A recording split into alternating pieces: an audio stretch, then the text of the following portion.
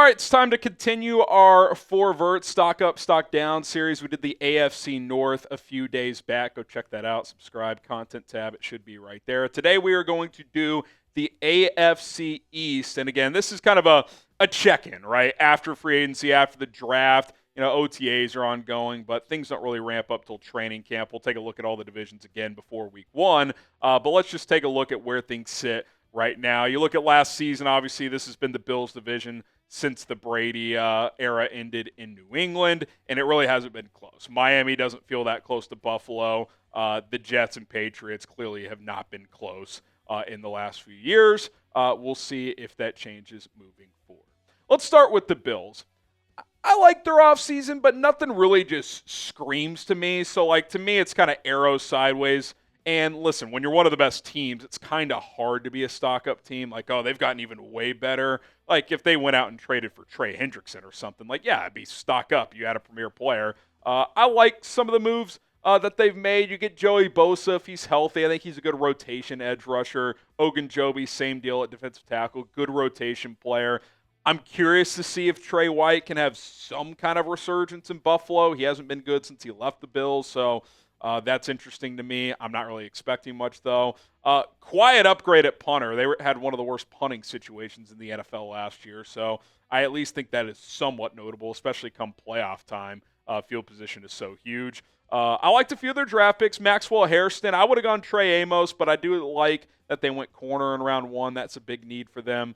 TJ Sanders, Landon Jackson, Deion Walker. Not a huge Deion Walker fan, but what I do like is the one thing that does stand out to me with their offseason additions is defensive line depth. And I think it's pretty obvious why they've done that.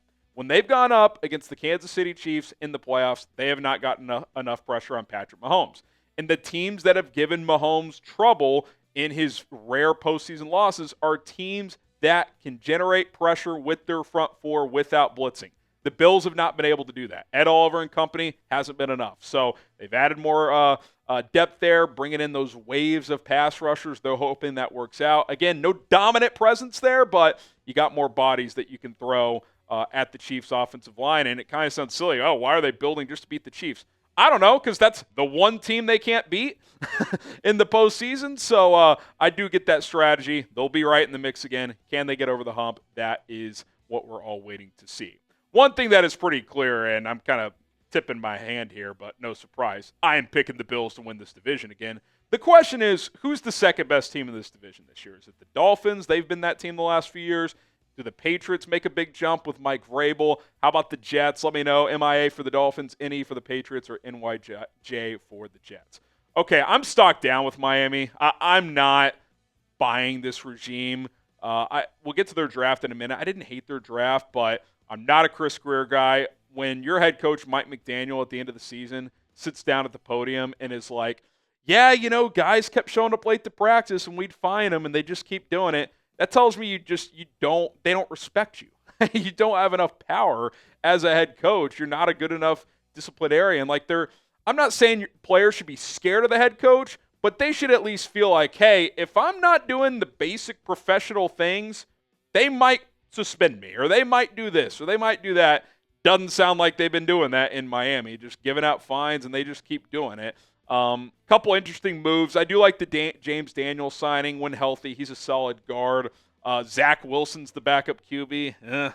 I don't know if that's good enough considering Tua's injury history. Westbrook Akine is a solid depth receiver. A couple of defensive backs that are intriguing to me as well. One thing I did like, even though I'm stocked down on this team overall, is this team has clearly lacked toughness for years now. They've been like a finesse team. That's why we call them the September champs, right? They're flying around. It's sunny. Tyreek Hill's catching 80-yard bombs. But when the weather turns and you're going to Buffalo in December, they kind of shrivel, right? Well, you get Kenneth Grant. You get Jonah Savaiinaea. You get a couple of other pieces in the trenches. So I do like that.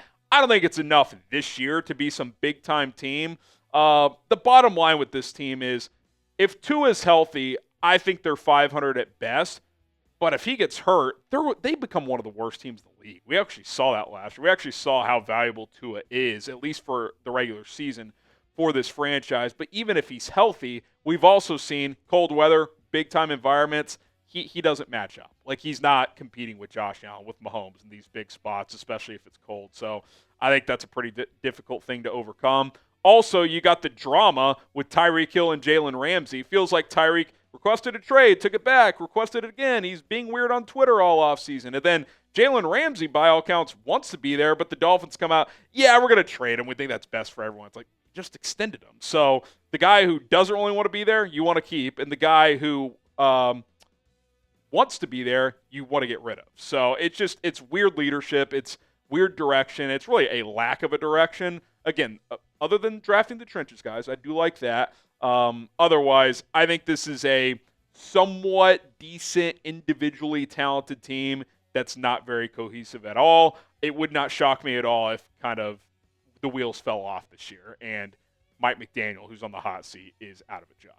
Okay, New York Jets. I'll go stock up for a couple reasons. One, you've been in the shithole, right? I mean, it can't really go much more south. But two, they at least kind of feel professional with how they've operated this offseason. I know people got butthurt about that story about Aaron Rodgers flying in, and they basically, after 30 minutes, were like, yeah, we're going to cut you. And it's like, that's a decisive decision. Now, you could say, could they have just FaceTimed or called him? It's like, they want to tell him face-to-face, like, hey, man, thank you, but no thanks. We're moving forward in a different direction.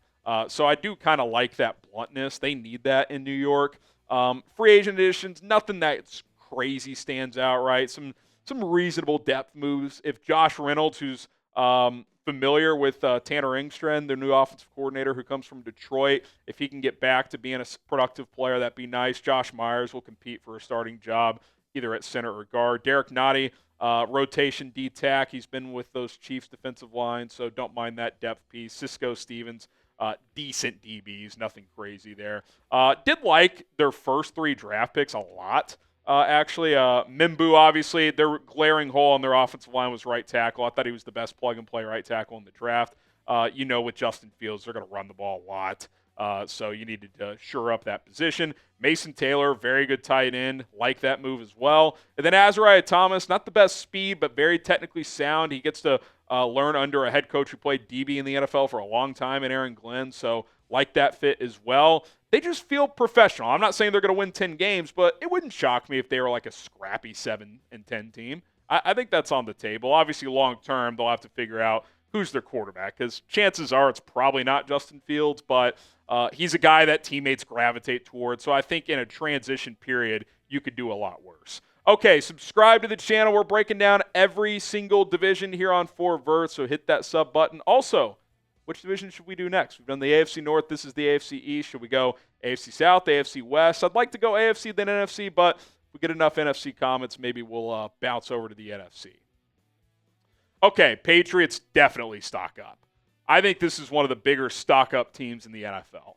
I think just on head coach alone, and look, I'm not saying Gerard Mayo got the fairest shake of all time, but Mike Vrabel, at minimum, is a top half of the league head coach. Gerard Mayo, and especially with some of the stories that came out, it's like he probably wasn't ready for that leap.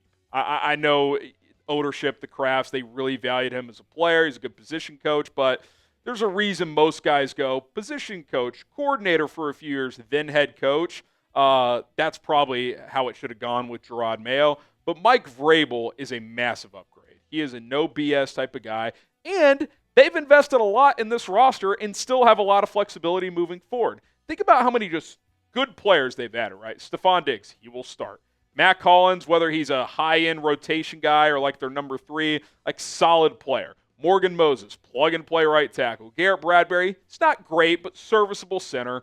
Carlton Davis, good corner. He'll start. Milton Williams, good defensive tackle. He'll start. Harold Landry was with Vrabel in Tennessee. He'll start probably. Robert Spillane, starting off-ball linebacker. Like, in theory, 5 to 6 of those guys should be upgrades compared to what they had last year. Oh, and by the way, you get Will Campbell. Even if left tackle doesn't work long-term, he should be an excellent guard. Travion Henderson, juiced-up running back. He's going to get a lot of touches. Kyle Williams, good route-running receiver, weapon for Drake May. Jared Wilson, future starting center probably. Josh Farmer, I think instantly a rotation defensive tackle. Braden Swinson, good pass rush win rate out of LSU. I like all those picks. And then if Drake May just takes the natural year 2 jump that most quarterbacks take, and I thought he flashed promise in his limited action last year. This team could float around 500 this year, then next year really, really take off. Now, will the fit with Josh McDaniels work? I have no idea.